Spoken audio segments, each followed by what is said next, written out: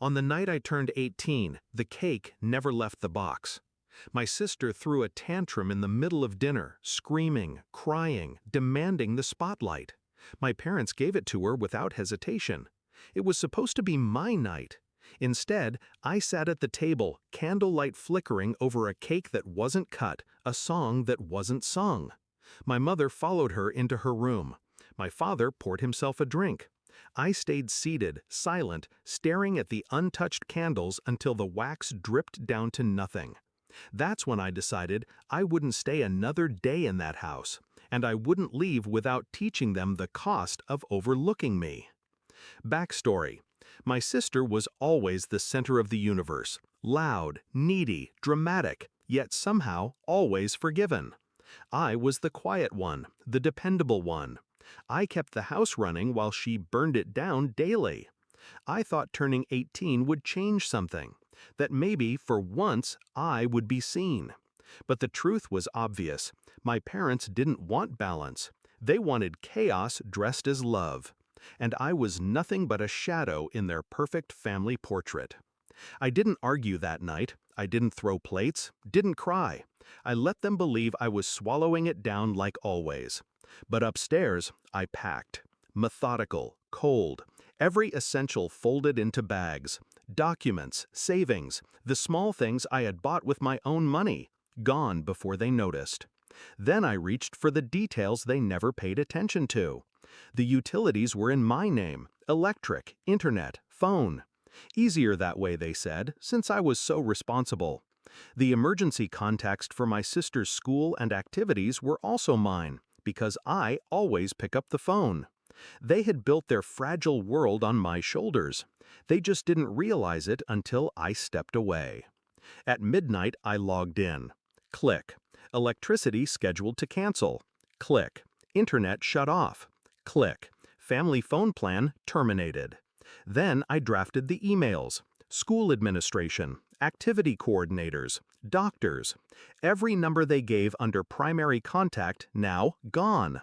I replaced them with my sister's own phone, knowing she never answered. By the time the sun rose, my name had vanished from their safety net, and so had I. I found a small apartment, bare walls, secondhand furniture, but mine. No screaming, no favoritism, no chaos. The calls started a week later. My mother first, frantic.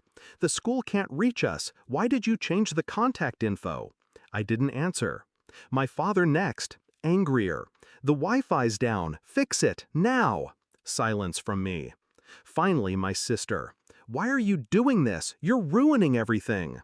I almost laughed. I wasn't ruining anything. I was simply removing myself. And without me, everything crumbled. 2 weeks later, they showed up at my door. My mother looked pale, my father furious, my sister still playing victim. "You can't just abandon family," my mother said. "I didn't," I replied. "Family abandoned me." My father's fists clenched. "You're being dramatic. Turn the accounts back on." I held his stare, calm, steady. "I turned 18. You made it clear that means I'm on my own. So now you're on your own too." My sister's eyes filled with tears, not from guilt, but from the terror of losing her comfort. For the first time, she wasn't the star. She was stranded. They realized then that the quiet one they'd ignored was the one holding the strings all along. Word spread fast, school calling every day, activities dropped, utilities unpaid, their neighbors whispering about the perfect family who suddenly couldn't manage their own house. Meanwhile, I thrived. I worked. I studied. I built a life on solid ground. A life without their chaos. I didn't have to destroy them with fire. All I had to do was leave.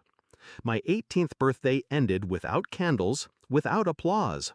But it gave me something sharper than celebration. It gave me clarity. They thought silence meant weakness, that because I didn't scream, I didn't matter. But silence is a weapon when you know when to use it. I walked out the door, and with me went their stability, their control, their illusion of perfection. Now, when I picture that untouched cake, I don't feel bitterness.